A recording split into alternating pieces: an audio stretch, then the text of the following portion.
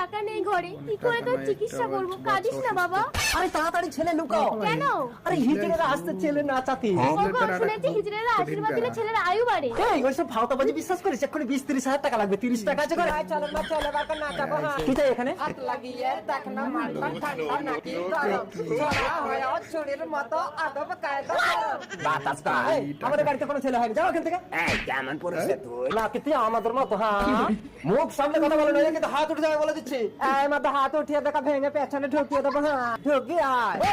দিদি, আমার ছেলে থ্যালাসেমিয়া, টাকার অভাবে একটু রক্ত দিতে পারছি না, আর হয়তো কটা দিন বাঁচবে। এই ছেলে কোলে নিয়ে কাঁদবি না, ছেলের আমঙ্গল হবে। হ্যাঁ তোর ছেলে 100 বছর বাঁচবে, আর সারা জীবন যা রক্ত লাগবে আমাদের শরীর থেকে দেবো। হ্যাঁ আর ওর চিকিৎসার সমস্ত টাকা আমরা দেবো। হ্যাঁ দিদি, তোমরা সাক্ষাৎ ভগবান, ছেলেটাকে তোমরা বাঁচালে। আর তো আমরাও কিন্তু আমাদের অবহেলা করো না। হ্যাঁ আর ভিডিওটাকে লাইক করো।